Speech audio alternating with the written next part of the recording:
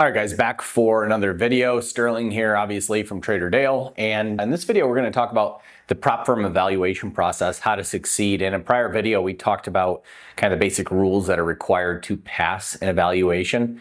And those are going to vary depending on the prop firm that you're with. But covered a example of that. And this is more geared towards, okay, yes, that's the basic requirements, but how do you actually go about passing that? So the first thing I wrote here is that success or failure is often or is always determined before you even take the challenge. The simple way to measure this here, guys, is, what I always say is if you don't have at least a month of profitable trading in a demo account, then you're just, you're gambling. And if you know you're gambling, then by all means, do whatever you want. The same as going and buy a lotto ticket if you know that. But if you think you're trying to make money, you're trying to treat this like a business. One of the things we do inside the Funded Trader Academy before we recommend somebody goes and gets funded or tries to pass that evaluation is they come to the head traders with at least a month of track record in a demo account. That not only does that build your confidence, but it just gives you statistical data on how you're actually doing. What is your max drawdown? What's your average daily drawdown? What's your average win-loss ratio, reward to risk ratio, average hold time, different things like that. It gives you the metric to know, okay, am I getting lucky or am I actually ready to go pass a prop firm challenge and take that challenge? So that's a base requirement. I'm going to continue on from there because, again, even if you pass the challenge, which many non-profitable traders do, you'll lose. You won't be able to make the money. You have to have at least 5 days of profitable trading, 5 days of $200 or more. One of those days, you're going to give it back. You're going to blow it up. Have the demo, have the profitable trading in the bag first. If not, again, you're just giving money to these prop firms, which, you want to support local businesses. I would recommend a different one than a prop firm. Like, these guys are sharks, right? Like, give it to a homeless charity or something. Like, you know what I mean? I'm being sarcastic here, but you guys get my point. You're just gambling if you don't have some record of success prior to going to a firm. So in 20 years of trading, I've never met a profitable trader who doesn't have a trading plan. So this is a written, detailed plan of how you enter the market, how you manage trades, what's your stop going to be, what's your take profit, what are the things you use to enter a position, a very detailed step 1, step 2, step 3. These are the things I look for to formulate a trade. That's going to be, again, when we talk about success being determined prior to coming into the market. Well, I've been trading for 20 years. I started trading when I was 17. I'm 37 now. I'll be 38 in April, 21 years. I don't care if it's 31, 51 years. I don't think I'll meet a profitable trader that doesn't have an exact defined plan of how they trade. It's not that they look at it 5, 10 years down the road, but when they started, they had an exact plan. They're able to do that daily because they've been doing it for 5, 10, 15 years. They don't need to look at it, but they still follow that rule set. And number 2, and this is, I don't care how long somebody's been trading, you do this. Let's get a little spelling in here. So you have to be journaling your trades. If you're not journaling your trades, then you just don't know what you're doing. The way the mind works, recency bias is a really big killer for us. Just basic functionality of how the brain works. You will tend to gravitate to what isn't necessarily accurate. Only when you see a whole picture of statistical data can you really assess that data. The mind's a great computer of processor of data, but it's not great at remembering, right? We remember things like, this is why firsthand accounts between 10 people are all different, because especially when adrenaline is flowing as it is in trading or in a situation like that, like a crime event, how you remember things, what happened in the trade, you won't remember it accurately. So you have to journal your trades. And then if you're journaling trades, you shouldn't even be, there's no reason to journal a trade unless you're judging those trades against the plan, right? So those two are required against each other.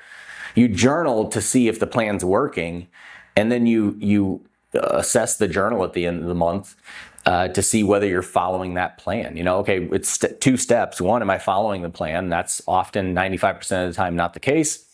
Big deviations, overtrading, revenge trading, flip and reverse, et cetera, et cetera.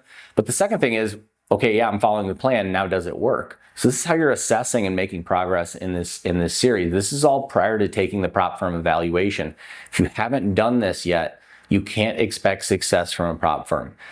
You can't be mad at yourself. You can't get down on yourself when you don't turn a profit if you haven't done what profitable traders do. Basic requirements here.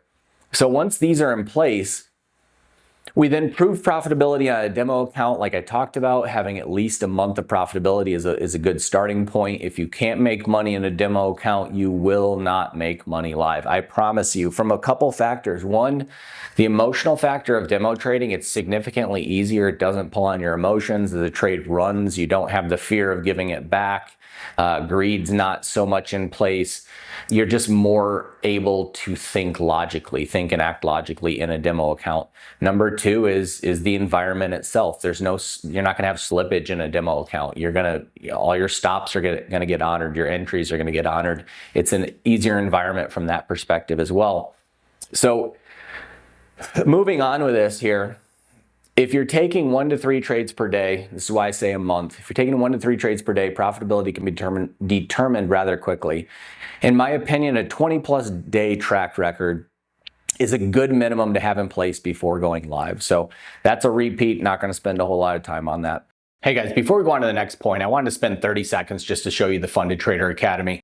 All you guys are going to be aware of our self-study packages. That's the primary way people access Trader Dale. But the Funded Trader Academy is where you work directly one-on-one, essentially with Dale and our other team of prop firm funded traders. You're going to go into the room, you're going to see them trading live day in, day out. You're going to be able to ask them questions live, go over the market live, potential trade setups, have the ability to ask them questions after the fact, post trades, get video feedback on those trades. Really just a white glove hand-holding service, ensuring that you're making progress towards becoming a profitable prop firm funded trader. So if you want to learn more about that, you can click FTA in the main menu of Trader Dale. You'll see the ability to book a call. You book a call, learn more about the service, and see whether it's right for you or not. All right, guys, let's get back to the video. So there's 2 ways to approach the challenge. The first way, I'm like, whatever disclaimer you can think of should be put there, put it there right now, right? Like, I'm not saying this is optimal trading. I'm not saying this is how you're going to trade. I'm saying I'm a trader and I look at everything from a risk reward perspective. If I'm crossing the street, it's a risk reward perspective. Like that's how my mind functions. So that's what I'm going to give you on how do I pass this prop firm challenge. You can take this info and go, man, I really don't like that. I'm going to go with option 2. That's okay. That's why I give you option 2. Option 1's quick and dirty, right? Okay, so we understand each other now. So what I talk about here is if somebody knows they are profitable, now it becomes a risk reward equation. If you have 3 months of profitable demo trading and you've averaged 7% a month, what's your potential upside if you go start a $50,000 account? Well, 7% on $50,000 is $3,500. So you have a potential upside of $3,500 if your average is 7%. That's your potential upside, $3,500. Now let's talk about, if that's your upside, well, now we need to get to the point of being funded. How do I get to that point as quickly as possible? So this is for the trader that already is profitable. They know they're profitable. They're profitable in the demo environment. They have a written trading plan that's detailed. They've been journaling every single one of their trades. They're reviewing those trades, finding areas they're making mistakes, making refinements, and they're making good progress consistently. So if you are that trader, how would I get funded? If you think about this from a risk reward standpoint, one, you can't do this with every prop firm. You can do this with Top Step. They have no issue with it. So what I would do is I would open 4 $50,000 accounts. Day 1, I'd open 4 $50,000 accounts. I would take 2 of those accounts long, max size, so long 5 lots, or excuse me, 5 standards, 5 contracts, at 5 short at the same time. Every one of those would have a $1,500 stop, a $1,500 take profit. Now I'd go like 1525, 1550 on your take profit. You want to be a little over. There's going to be, the cost of the trade and whatnot. So I do go just a touch over 1525 and whatnot. At the end of that day, 2 of those accounts are going to hit plus 1,500. 2 of those accounts are going to be down 1,500. They're still active. Remember, your max drawdown is $2,000. So that's kind of the advantage of the $50,000 account. If you watch the prior videos, this gives you a 66%, your max drawdown is 66% of the profit target, whereas the other ones are only 50% of the profit target. So it gives you a little more leeway where you can actually make some of these potentially survive. But let's just run through this. Why would I do this, right? So day 2, you're going to have 2 profitable accounts right here. You're going to do the same thing. You're going to take one long, one short, $1,500 loss, $1,500 take profit, $1,500 loss on both accounts. So same scenario. At the end of that day, you're going to have one funded and one at break even. So for $350, because 4 accounts, so 4 accounts, let's just call them $50 a piece. That's 4 times $50 is $200. The one account that gets funded, you have to pay a one-time activation fee of $149. Just call it $150. 200 plus $150 is $350. That is your risk, and you're essentially guaranteeing one funded account. If you know you can trade, to me, does it make sense to risk? This is a 10-to-1 trade. That's how I see it, right? If your potential profit, if you're making 7% a month, it's $3,500 on a $50,000 account. Your cost to get that $50,000 account was $350. So your risk or your potential reward or risk is 10-to-1 with that scenario. That's a trade I'm going to take every single time. If you win that trade 30% of the time, you're extremely profitable, right? So when you look at it from the perspective of how a trader would analyze a trade, this is how I would approach that. So anyways, that is how I would approach that. Now at the end, we can get more into this. Like if you're already a profitable trader, okay, now you want to get real conservative, because all 3 of these accounts, you have one funded, you have one at break even, but remember, it goes off your high water mark.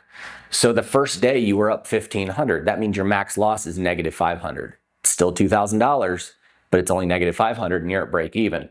So technically all 3 of these accounts can only lose another $500 and they're wiped out. If that happens, that's fine. Remember, one account out of this, the reward to risk ratios, when looking at it from that perspective, is 10-to-1. So we're not really that concerned if the rest get wiped out. If you want to YOLO them the next day, see if they hit, or you want to trade them conservatively, whatever. A lot of guys just YOLO them the next day and then cancel the reactivation fee. And then, if you're profitable, and then, or simply run that process again with new accounts, $350 to create a new funded account. That might seem a little crazy, but if you're already profitable, the math makes a heck of a lot of sense. All right, continuing on, what's the better way? Well, fully admit this, fully support this. The better way to trade is always being a professional, right? Like not taking advantage of how the system is set up to get to that point. That being said, that was for people that are already profitable. This is also for people that are already profitable, but just, some people are just really not gonna like that other way. It seems, it's not preferential to them, and that's fine. I'm not here making a judgment one way or the other. I like the first way if you already know you're profitable for the reasons I've already stated. But if this is more your way, trade exactly like you did in the demo. If what you're doing in the demo is working, it's gonna work here as well. If you're doing the exact same thing, so do what you did in the demo. Now, proper risk per trade, you're not just YOLOing into an account to get that thing funded. So you're gonna be at 0.5% or less. If you think about this, your max profit's like 6%. Your take profit is, your max drawdown will be 4% on a $50,000 account. So at this rate, you could have 8 losing trades in a row, right? That's what would wipe out the account. It allows some room for leeway when it comes to how you're actually going to trade the account. You need to be at this figure or less, is my opinion. So that is what I would start with. Now, on the flip side of that, it's going to take you 6 profitable trades to get to that profit target, right? So if you're on a 2-to-1 reward to risk ratio, that's kind of the what I wanted to go with here initially. Just again, providing examples here in this scenario. So as an example, written out, a $50,000 account, that's $250 risk per trade. $250 is 0.5% of a $50,000 account. So that's what I said. 8 losing trades, 6 winners is what maxes that account out. And yes, by far that is the better way to do it. If you're talking about, as far as saving money, that is definitely going to be the cheaper option by a bit. But at the end of the day, if you know you're profitable, why waste, to me, the 2 weeks or a month or potentially longer getting to that funded state if you have a track record in place get to funded, start making the money. And to me, the reward risk ratio on that is just better taking that first option. So anyways, hope you guys enjoyed this video. Hopefully it was helpful regardless of which one of those you choose. And I will see you all back for the next one.